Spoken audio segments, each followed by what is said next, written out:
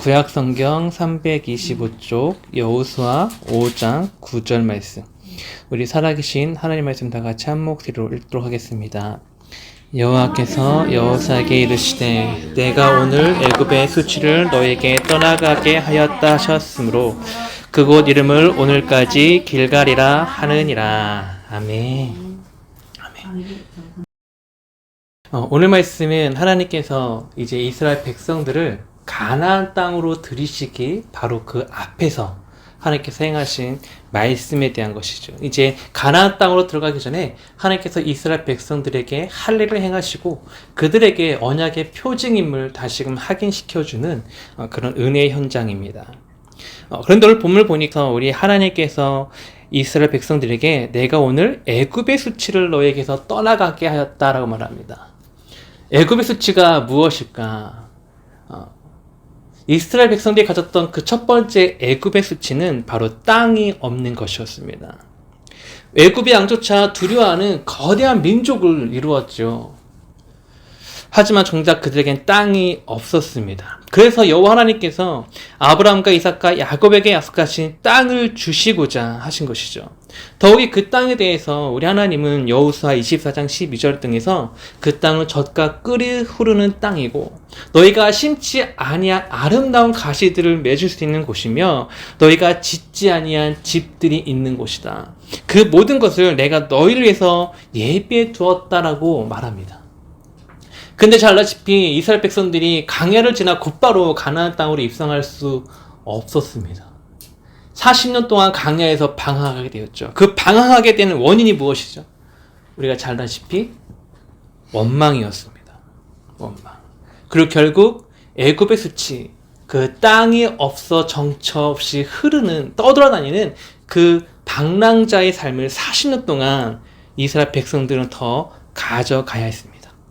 그런데 오늘 본문에서 말하는 이 수치라는 이 히브리 단어가 헤르파트인데 이것은 원수가 자신의 관계에 무너진 누군가를 보며 하는 모욕과 비웃음들입니다.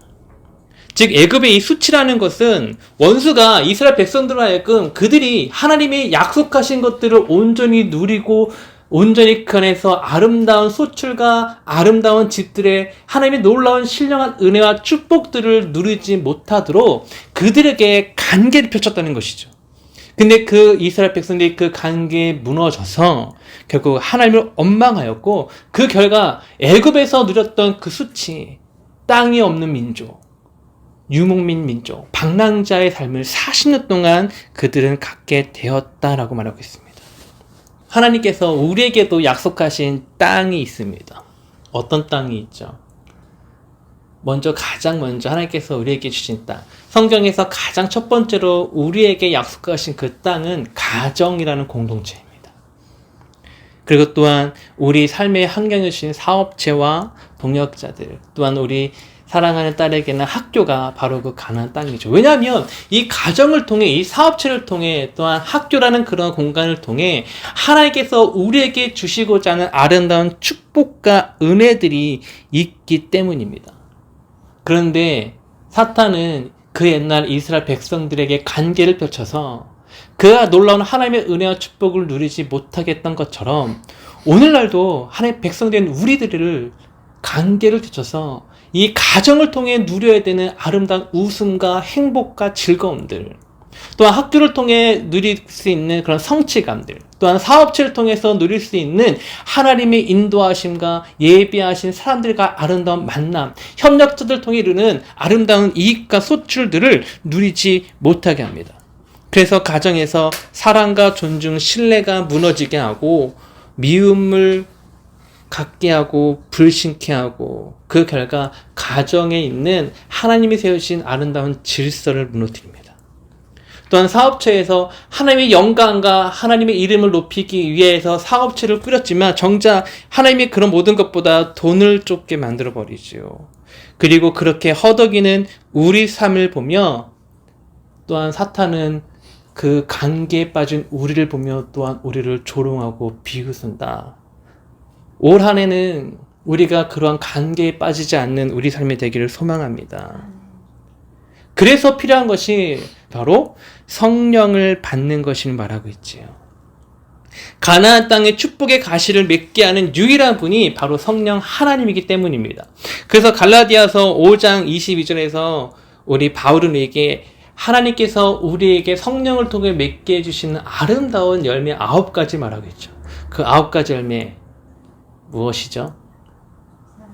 네, 사랑, 희락, 화평, 오래 참음, 자비, 양성, 충성, 온유, 절제. 이 9가지 열매. 먼저 이 9가지 열매, 바울은 하나님은 가장 먼저 우리가 맺어야 될 것이 바로 사랑이라고 말하고 있습니다. 왜냐하면 그 사랑이라는 것은 특히 이 갈라디아서 5장 22절에 기록된 이 사랑이라는 원어적 의미는 하나님의 마음으로 내가 그 사람을 품게 됨으로 이루어지는 일은 완전한 사랑을 뜻합니다.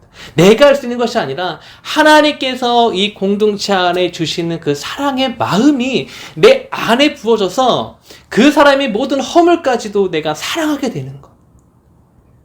우리 가정이 이러한 사랑의 공동체가 되기를 소망합니다. 바울은 이런 성령의 열매를 말하기 전 바로 앞절에 또한 육체의 일을 따름으로 말미암는 그런 아주 나쁜 것들, 열매들도 말하고 있어요.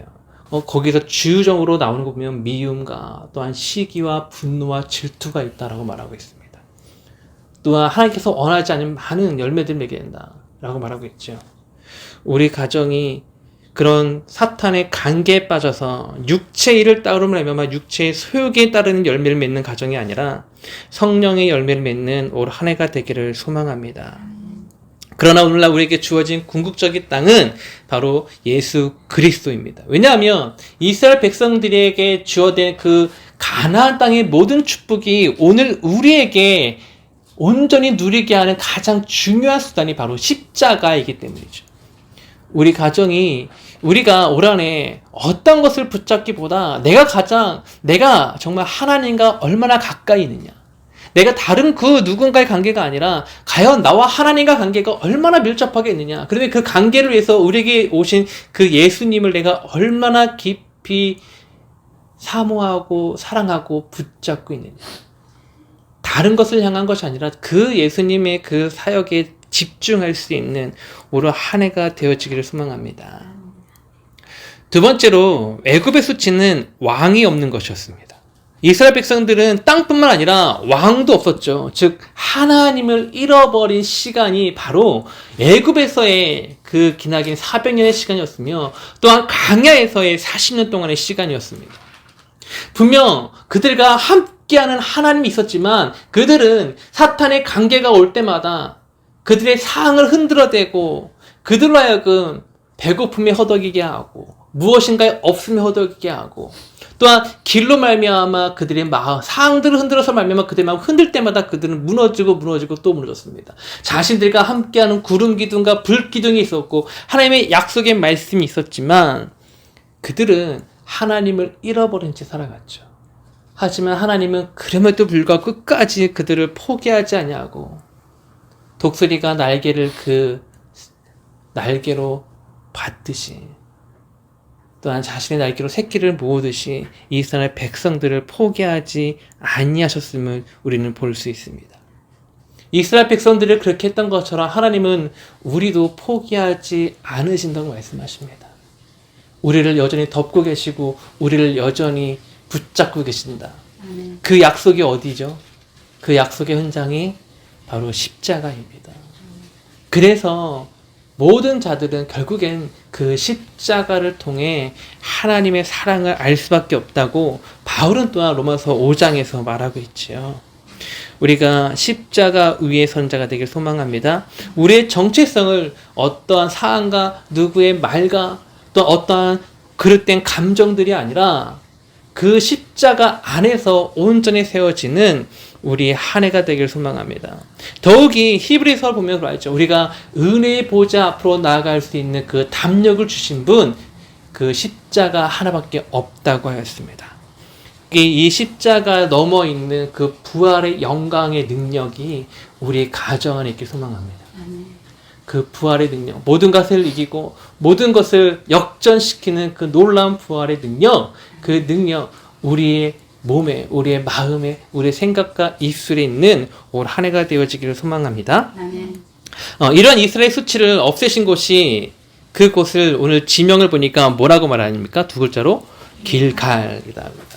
이 길갈이라는 뜻은 수레바퀴를 굴려버리다. 즉 아주 높은 언덕에서 수레바퀴를 굴려버리면 정말 끝까지 내려가겠지요.